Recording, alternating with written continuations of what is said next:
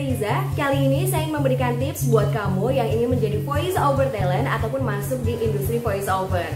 Voice over adalah rekaman suara manusia yang biasanya digunakan untuk melengkapi sebuah gambar, video, ataupun berdiri utuh sebagai produk audio.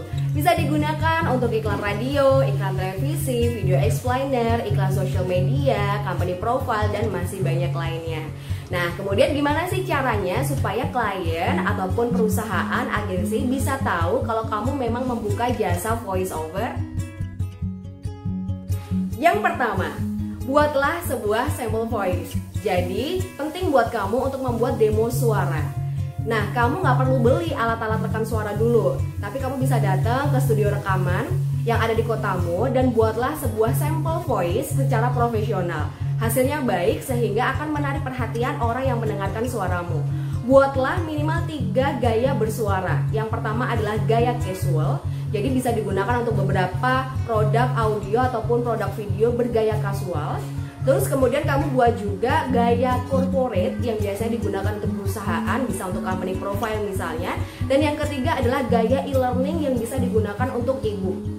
Nah, kalau kamu menguasai beberapa karakter suara tertentu seperti suara anak-anak, suara tokoh kartun, ataupun bisa juga berperan sebagai suara kakek-kakek, nenek-nenek, kamu bisa sekalian bikin sample voice-nya sehingga pilihan dari suaramu itu beragam. Yang kedua, buatlah katalog dari sample voice yang sudah kamu rekam sebelumnya. Cara paling gampang adalah upload di social media yang kamu miliki. Lalu kalau pengen advance, kamu bisa juga membuat blog ataupun website yang menampilkan semua pilihan suara yang kamu kuasai. Dengan begitu, klien yang datang ataupun klien yang mencari voice over talent bisa menemukan suara yang dia butuhkan. Yang ketiga, kamu bisa bergabung dalam website untuk freelancer yang memang menyediakan slot-slot khusus untuk para voice over talent. Banyak website-website freelancer gratis yang kamu bisa daftarkan dan juga tampilkan sample voice kamu di dalamnya. Atau kamu bisa juga bergabung dalam agensi maupun komunitas yang khusus menampung atau mengakomodir banyak voice over talent di sana.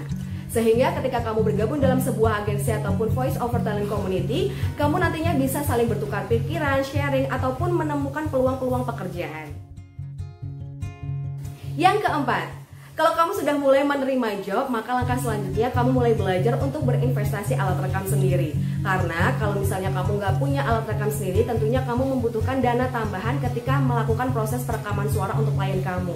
Nah, investasikan alat-alat yang memang kamu butuhkan dan coba pelajari bagaimanakah teknik untuk editing audio yang baik. Itu tadi 4 tips buat kamu yang ingin menjadi voice over talent dan kamu ingin masuk ke industri voice over. Semoga membantu ya.